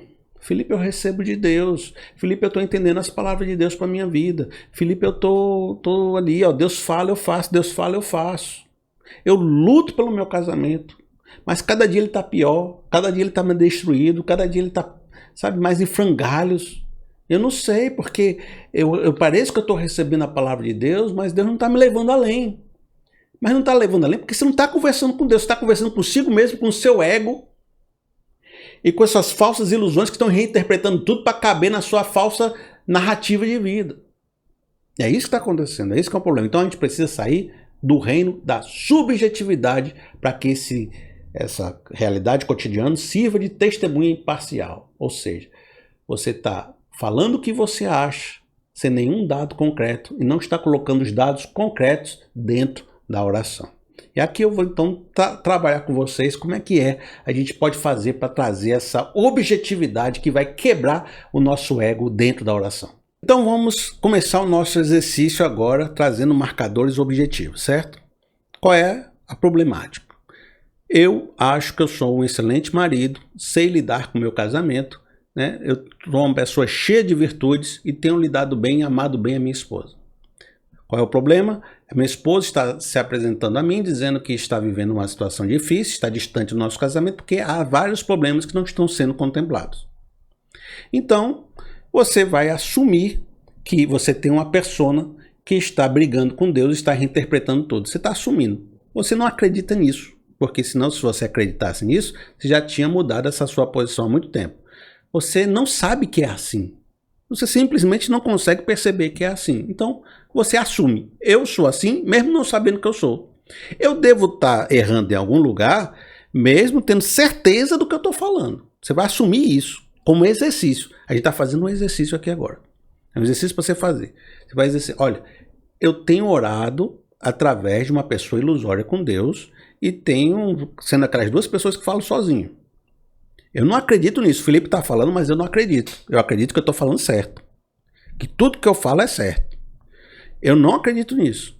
Mas eu vou topar fazer o exercício. Ou seja, eu vou sair da minha autodefesa agora, vou descer do meu cavalo, do meu trono, né?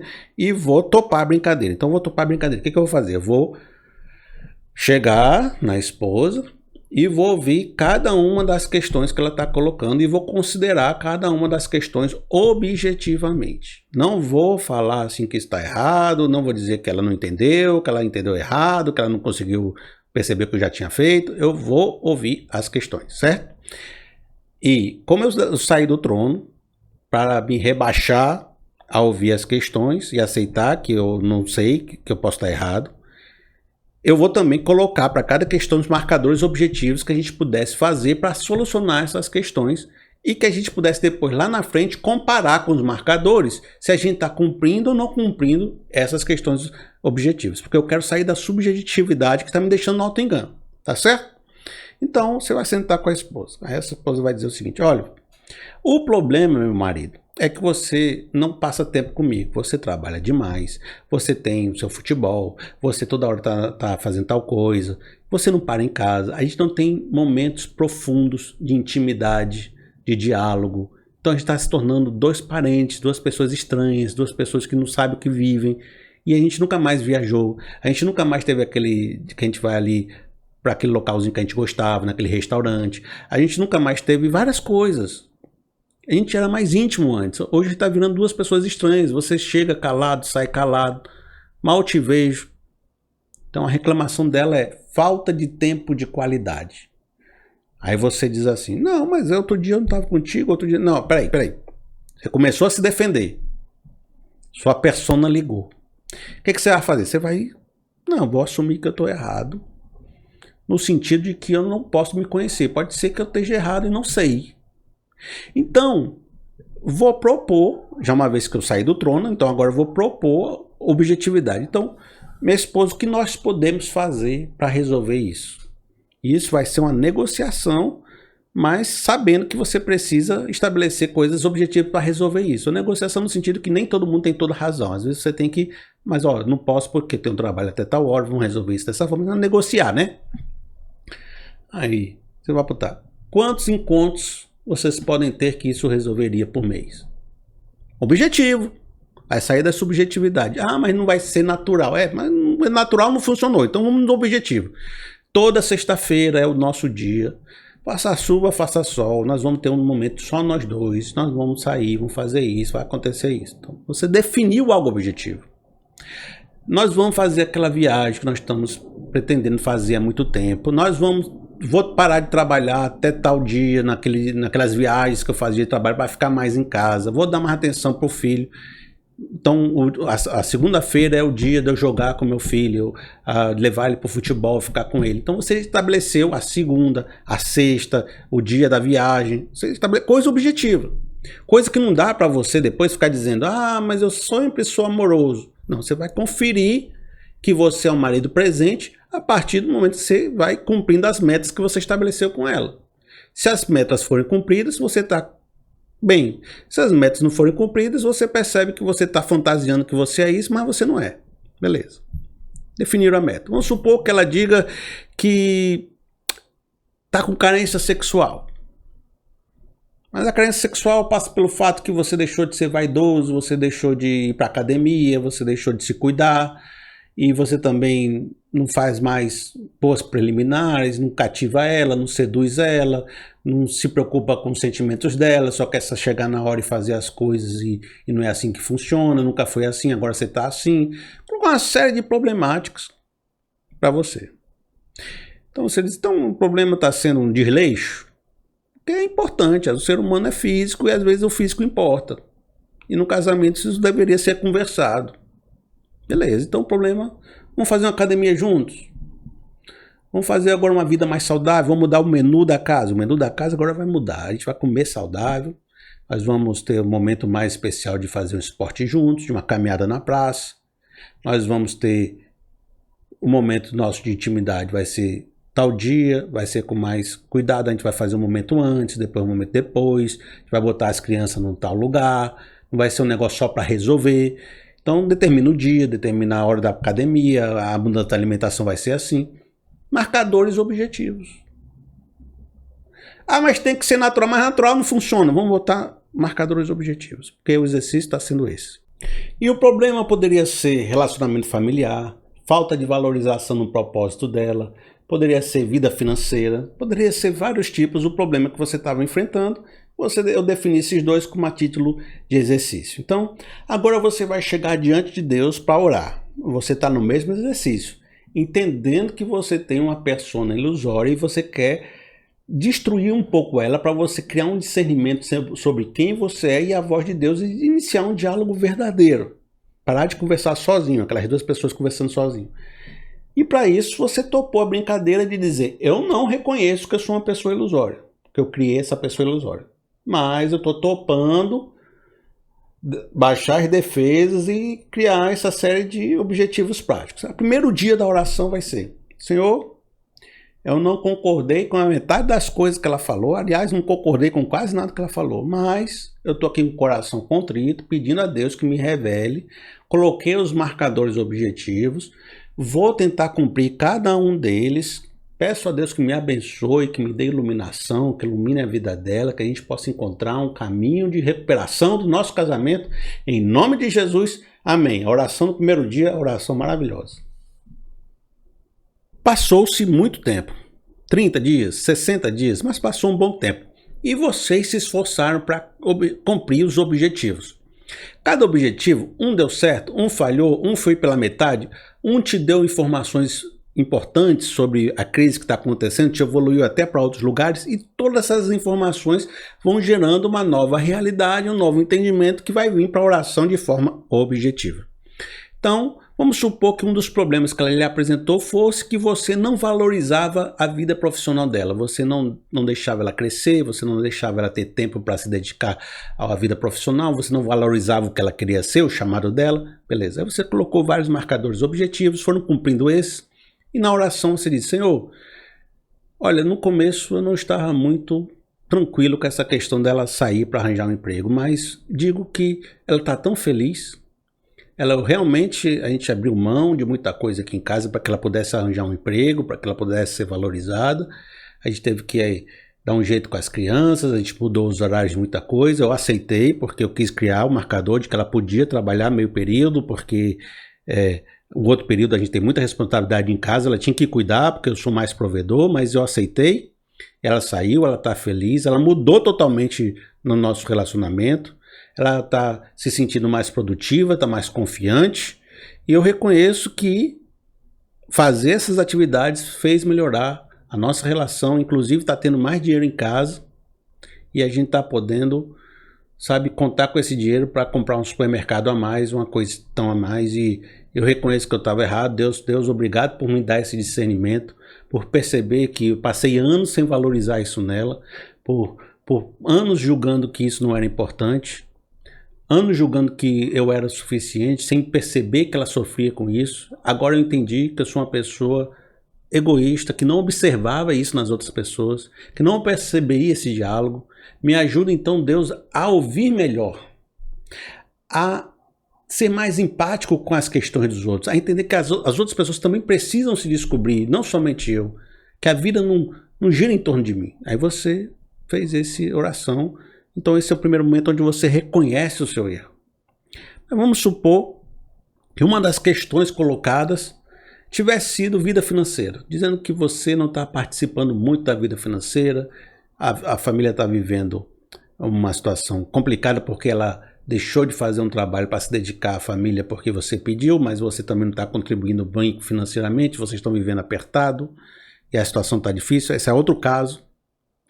E na oração você diga: Deus, eu estou há vários meses, ou alguns momentos, fazendo o possível e impossível para cumprir as metas que a gente estabeleceu que eu deveria dar de dinheiro aqui em casa, aumentando o rendimento. Eu fui atrás de comissões, fui atrás de bonificação, fui atrás de crescer, me desenvolver, porque eu queria ser o melhor provedor da casa, eu queria que a minha família não passasse dificuldade. Eu cumpri cada objetivo que a gente colocou, então eu posso dizer, Deus, que eu tenho feito o meu papel. Olha só, nós completamos esse objetivo, eu estou dando para ela esse objetivo. Esse objetivo, eu estou contribuindo na casa com esse objetivo. Então eu consegui, Deus. Eu mostrei que eu sou bom trabalhador, que eu consigo, que a gente vai conseguir criar nosso filho, que ela vai poder trabalhar em casa. Consegui. Acontece, Deus, que ela tinha uma parte nesse objetivo, que era gastar aquela quantidade por mês. Acontece que ela está gastando muito mais do que ela disse. E sabe por que a gente está enfrentando dificuldades? Não é porque eu não cumpri minha parte, mas porque ela não cumpriu a dela. Então, Deus, eu acho que está na hora de eu ter uma outra conversa com a minha esposa e mostrar para ela que parte do problema financeiro não era a quantidade que eu estava trazendo, não era a capacidade que eu tinha como provedor, mas era o fato de que ela está tendo uma desorganização financeira que ela precisava melhorar. Então, a marcação objetiva trouxe para você a consciência de que o problema não estava em você, pelo contrário, mostrou que você tinha realmente virtude nessa área e mostrou que parte da conversa precisava ir para a vida dela. Então, a marcação objetiva não é para te oprimir, não é para dizer que você não é nada, é para dizer, não, você realmente é bom nisso, isso faz parte da sua essência, você tem frutos objetivos para mostrar, e você não é bom nisso, isso é algo que você estava se auto-enganando e você precisa entender que esse é um processo que você precisa mudar. Esse exemplo do casamento foi apenas para ilustrar, mas você pode aplicar isso em várias áreas da sua vida. A questão é que quanto mais você trazer a realidade objetiva para dentro desse diálogo com Deus e ela te ajudar a parar as arestas da ilusão, para você saber mais quem você é, quais são os seus defeitos, quais são as suas virtudes. Isso vai lhe ajudar a discernir a palavra de Deus específica para você. Por quê? Porque se autoconhecendo, você vai se descobrir como uma peça. E uma peça encaixa no lugar certo do motor para girar. Quanto mais eu sei quem eu sou, quanto mais virtudes eu sei que eu tenho, quanto mais problemas eu sei que eu tenho que melhorar, mais certo eu sei de que aquela voz de Deus está afetando esses problemas, está me direcionando para o lugar certo, está me colocando na posição certa. Uma boa organização mental e pessoal me ajuda também a não tornar confusa a voz de Deus, a aceitar quando Ele fala de mim e eu perceber em mim essa palavra. Porque quando eu vivo uma persona ilusória e Deus fala do meu eu real, eu não me reconheço nessa palavra, porque eu não me reconheço como meu eu real.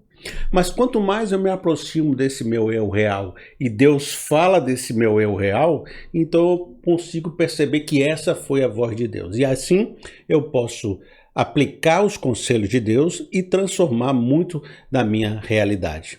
Uma das questões que a gente deve abordar aqui, que esse exercício está nos revelando, é de que a realidade como parte fundamental da nossa busca com Deus, ela difere um pouco daquilo que algumas pessoas mais espiritualistas, ou mais místicas, ou mais buscadoras de Deus fazem. Quando você conversa com uma pessoa que quer saber mais da vontade de Deus, ela sempre fala, vai entrar no seu quarto, vai orar até se acabar, vai fazer jejum, vai subir no monte, vai procurar lá no interior, fazendo um momento de solitude, se afastar de tudo, para lá no seu interior mais íntimo você encontrar aquela chaminha da palavra de Deus e aí você consegue saber a vontade de Deus. Mas como eu falei, se a sua mente está cheia de auto-enganos, esse isolamento só vai potencializar os auto-enganos. A realidade vem como esse testemunho que pode nos ajudar a discernir, até porque, preste atenção nisso, como isso é importante. A gente sempre acha que a realidade é um deserto espiritual, que a realidade é um lugar onde Deus não fala, que Deus não age, que só nessa busca interior eu encontro Deus. Mas nós não acreditamos que Deus tem um plano para esse mundo? Nós não acreditamos que Ele age nessa terra? Que Ele faz todos os seus propósitos se cumprir? Então, dentro desse mundo, existem propósitos de Deus agindo e se cumprindo. Ora, então eu só encontro Deus dentro de mim? Mas se Ele está agindo lá fora, eu não posso encontrar Deus lá fora também? E mais, veja, se Ele age na minha vida, e na minha vida ele tem propósitos. E eu ajo ali conforme esses mandamentos, esses propósitos. Na vida das outras pessoas, ele também não age?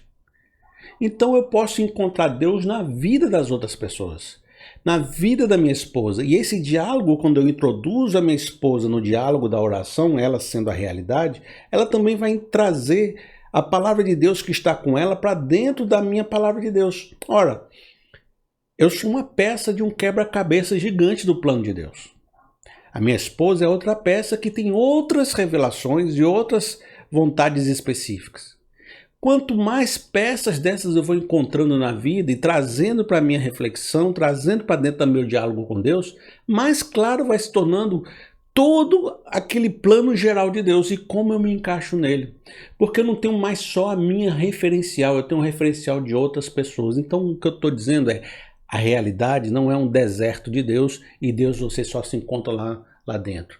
Aqui fora, na realidade, tem muita coisa mundana de Satanás, é verdade. Mas aqui dentro do meu coração tem muita carne e muita coisa mundana de Satanás também.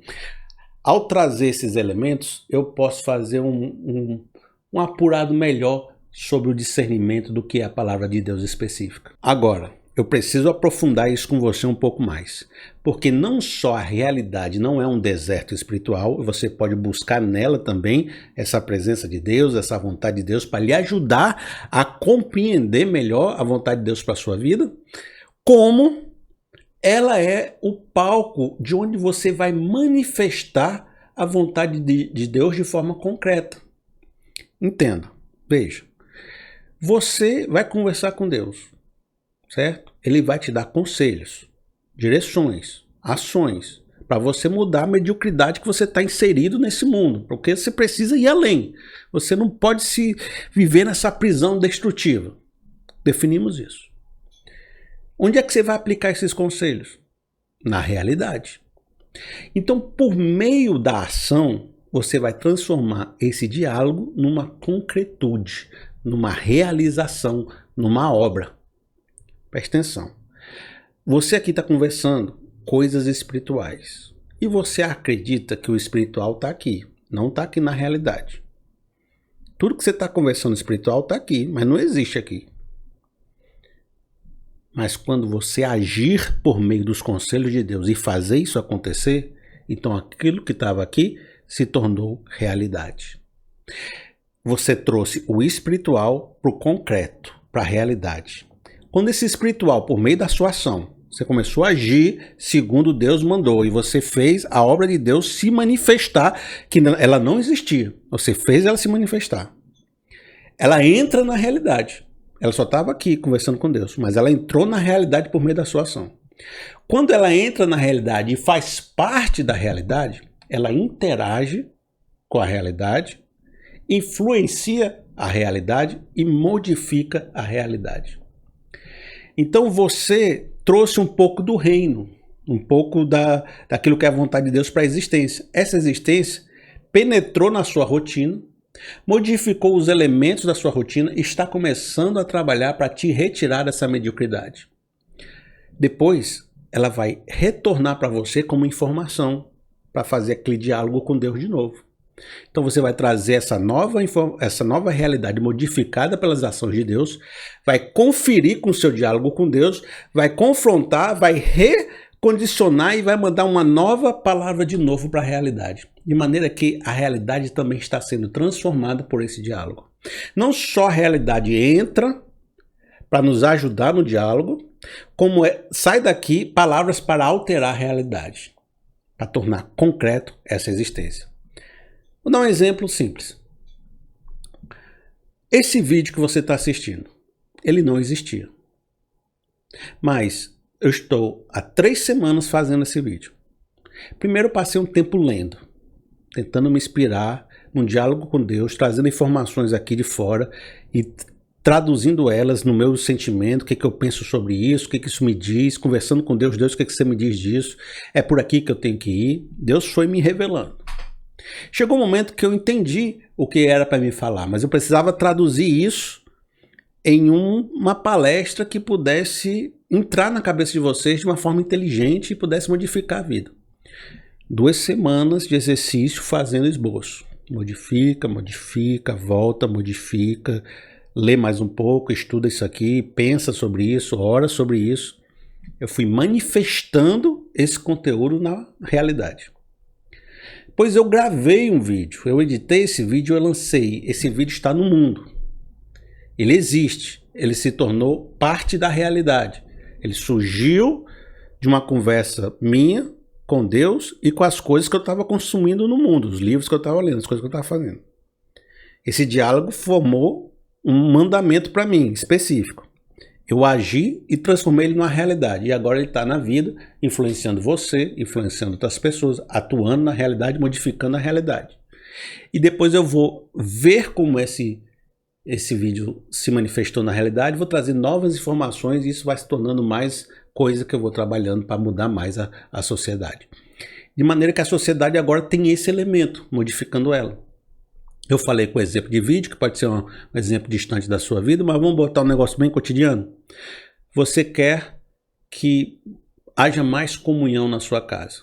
E você decidiu construir um espaço de comunhão. Um local de churrasqueira, um local de jogos, um local onde seus filhos podem ver televisão trazendo os namorados, trazendo o pessoal. Um local de jogar jogos de cartas. Um local onde você vai chamar toda sexta-feira o pessoal da família, com mesa, com cadeira. Você decidiu investir um dinheiro, trazer um pedreiro, fazer um momento ali na sua casa, um local especial, convidativo. E seus filhos tinham 5 anos de idade. Isso foi um plano que você teve com Deus aqui. A sua casa seja uma casa de comunhão. Você tem um dom de comunhão, você tem um dom de afetar pessoas, você pode transformar vidas e isso vai ser importante demais para as pessoas perto de você. Aí você criou esse espaço. Esse espaço foi sendo usado durante a vida. Porque você manifestou uma vontade de Deus de forma concreta. E cada vez que esse espaço é usado, ele gera um sinal do reino. Um pedaço de amizade, de amor, de comunhão. Porque ele influenciou a sociedade. O fato de existir esse espaço atraiu as pessoas. Ele influenciou a sociedade, ele modificou a sociedade. De repente, lá na frente, você seria uma pessoa muito mais sozinha, muito mais isolada, muito mais problemática se não tivesse esse espaço. Mas esse espaço mudou sua rotina, mudou sua mediocridade, mudou sua vida presa. Hoje você é uma pessoa mais feliz. Você concretizou algo por meio dessa vontade de Deus na sua vida. Espiritualistas, geralmente, tentam trabalhar essa questão assim. Se eu tiver uma firme vontade de que algo aconteça, eu vou mentalizar que essa coisa aconteça e o universo vai atrair isso para mim e vai fazer acontecer aqui. Né? Eles pensam assim, você mentaliza dinheiro. Fique mentalizando você rico. você com um carro bonzão, com aquele seu negócio. Aí de alguma forma o universo vai, buf, jogou na tua mão. A experiência cristã, e a experiência como eu estou trabalhando com vocês, diz o seguinte: eu não vou buscar o que eu quero, nem ficar mentalizando a minha vontade. Eu vou buscar qual é a vontade de Deus, primeiro de tudo. Porque o que vai se manifestar não é a minha vontade, não é o meu querer, é o querer de Deus. Então, eu quebro aqui o ego. O ego do espiritualista está centralizado na vida dele. É o que ele quer. O que nós estamos trabalhando na vida cristã é o que Deus quer. Então, eu trago essa vontade de Deus para minha memória, estabeleço, consigo discernir sobre ela. E aí eu tenho um passo seguinte, que é aplicar minha ação para transformá-la em realidade. Não é o universo que vai trazer para mim. Eu vou fazer ela se manifestar. Porque nós somos agentes de Deus nesse mundo. E a igreja, então, é o corpo de Cristo. Então, é Cristo agindo por meio de nós, produzindo obras. Então, na espiritualidade cristã, não é o universo que te dá. É você que faz se manifestar esse sinal do reino. Agora, pode ser que no processo de fazer se manifestar do reino, Deus haja com provisão, Deus haja com poder, porque é interesse dele, uma vez que você está lutando as lutas de Deus, é Deus que luta por você, né? Mas o objetivo não é o poder para fazer, é o resultado. Então, quando você realizar a obra por si só vai ser um pedaço do reino se manifestando aqui nessa terra. E é essa manifestação que vai modificar a sua vida para melhor. E não uma bênção recebida e não uma ação concluída pelo negócio. Então, a espiritualidade cristã parte da vontade de Deus, parte pelas suas mãos manifestando essa vontade, e é na conclusão dessa obra que a obra abençoa a sociedade, abençoa a nossa vida, abençoa os que estão à volta. Então ela é comunitária também. Então essa é uma diferença básica, você não vai atrair nada, você vai descobrir a vontade de Deus e você vai fazer ela acontecer. Inicialmente, as ações espirituais transformadas em concretude, em realidade, podem não mudar muita coisa, porque podem ser ações pequenas, mas mesmo as pequenas são importantes. Então pode ser que você manifeste uma vontade de Deus num dia, outro no outro, e isso não mude muito essa situação mediana que a sua vida está. Mas eu sempre uso esse exemplo da parábola. Olha, a sua vida, ela está aqui, ó, seguindo a mesma rotina sempre, ó, sempre a mesma rotina. Mas quando você começa a aplicar a vontade de Deus com ações, transformando ela em concretude na sua vida, você vai fazer uma parábola. Inicialmente ela não vai mudar muito, mas ela vai começar a subir assim, ó, ao longo do tempo, ó, porque pequenas ações vão modificando o geral da tua vida. Chega um ponto que ela começa a multiplicar de uma forma que ela sobe lá para cima. Às vezes demora muito tempo aqui, ó, mas aí de um ponto para lá sobe. A parábola é assim. Então, às vezes, você vai ter que aplicar essa vontade de Deus muitas vezes, pequenas ações, até que ela se transforme em grandes movimentos multiplicadores. Esse é o processo, deve ser feito ao longo do tempo. É um desvio de saída, né? Às vezes você tem assim, um planeta, aí você vê assim, lançando foguete. O foguete está vindo e criando uma órbita, né? Para ele sair da órbita, ele tem que botar uma força aqui, mas aí ele vai saindo, aí ele sai da órbita, né? Então é a mesma coisa, você está numa parábola, você está ali fazendo pequenas ações que estão puxando esse foguete para fora, ó, até que esse foguete vai e sai da órbita da mediocridade, tá certo? Essa parábola aí que vai acontecer. Mas ainda tem algo importante nesse processo todo. Eu estou me alongando mais com vocês, porque ó, quem queria sair desse vídeo já saiu. Quem está realmente precisando de um ensino, precisando de uma direção, precisando dessa palavra, está aqui. Vamos supor que seja só 10% do que entrou no vídeo. Entrou 1000 pessoas nesse vídeo. Tem 100 comigo aqui agora. Mas essas 100 estão comigo, entendeu? Porque precisa desse ensino. Então é vocês que eu queria alcançar mesmo. Mas tem um detalhezinho que a gente precisa trabalhar ainda. Durante todo esse processo da parábola, existe um momento específico, ou algumas vezes esse momento acontece, onde vai acontecer uma bifurcação de decisão. O que significa isso? Às vezes é muito fácil você cumprir a vontade de Deus, porque ela é boa, perfeita e agradável, e você quer fazer coisas boas, perfeitas e agradáveis, e isso vai dando certo sempre. Mas vai chegar um dia, você apurou seu discernimento, você apurou sua mente, você tirou os auto-enganos e você vai começar a receber uma palavra que não combina muito com o que você está acostumado. Essa palavra vai mandar você fazer algo diferente. Não é nada fora dos princípios de Deus. É algo diferente da sua rotina que te deixava nesse mundo mais medíocre, né, que você vive. Algo que sai disso, que manda você para uma outra rota. Nessa hora, você vai entrar em conflito. Por quê? Porque você vai entender que foi a voz de Deus, mas ao mesmo tempo não vai sentir paz no coração, porque você está acostumado a fazer as coisas como sempre fez, dentro dessa rotina, e já melhorou boa parte da sua vida e está acostumado com isso. E tomar essa decisão significa carregar uma certa cruz, um certo sofrimento, trazer um certo sofrimento para a sua vida. Mas veja, esse conflito vai se estabelecer e você vai ficar angustiado e vai achar que a angústia é sinal de que Deus não falou. Mas entenda, às vezes a angústia é porque Deus falou e você está em conflito com a voz de Deus. Toda vez que a gente é ministrado por um mestre, e aí eu queria que você entendesse que esse é um pulo do gato, o mestre deixa a gente desconfortável, ele estressa a gente para que a gente possa crescer. Então, o sinal de que Deus é seu mestre não é necessariamente você ficar em paz, não. Paz é quando você está no luxo. Eu posso me dar o luxo de não fazer nada, isso é paz. A ação de um mestre é gerar esse conflito. Então, quando você sentir esse conflito, não é porque Deus não está falando, é exatamente o sinal oposto. É de que Deus está sendo seu mestre, você está entendendo a voz do mestre, está sendo confrontado. E você está entendendo o confronto. E você está percebendo se precisa fazer uma boa decisão na sua vida. E qual é a decisão? As dificuldades e problemáticas que eu já acumulei na minha vida já foram grandes o suficiente. Eu atingi um ponto tranquilo. Eu acho que eu posso me dar o luxo de ficar como está. Não é necessário trazer mais desafios para a minha vida. Ou, que é o título do nosso vídeo, eu não posso me dar o luxo de ficar onde eu estou, nessa mediocridade que eu estou, porque eu estou me destruindo.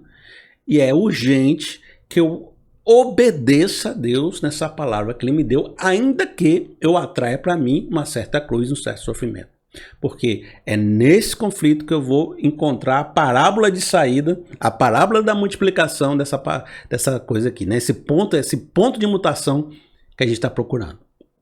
Ora, é nessa obediência a uma palavra que muitas vezes está em conflito com o nosso querer, que está a diferenciação da nossa vida, que vem para a nossa vida para nos diferenciar e nos levar além. Agora, falando assim, todo mundo me responde, não, eu vou obedecer, mas a verdade é que o povo que saiu do Egito, lá da escravidão do Egito, passou um pouquinho de tempo no deserto, já estava pedindo arrego e pedindo para voltar para a escravidão de novo, para comer as panelas de cebola que tinha no Egito. Não é fácil sair da nossa zona de conforto, ainda que a zona de conforto seja ruim. Por isso que eu não posso me dar o luxo, precisa ser uma convicção verdadeira no coração, porque na hora de aceitar o tranco, muita gente faz que nem o povo que quer voltar para o Egito. Vai fazer as coisas sem vontade, vai ficar rodando no deserto eternamente, sem se desenvolver. Por isso minha esperança para você, minha palavra para você, é que quando chegar esse ponto de bifurcação, que Deus pedir para você obediência, essa é a hora que você sempre esperou.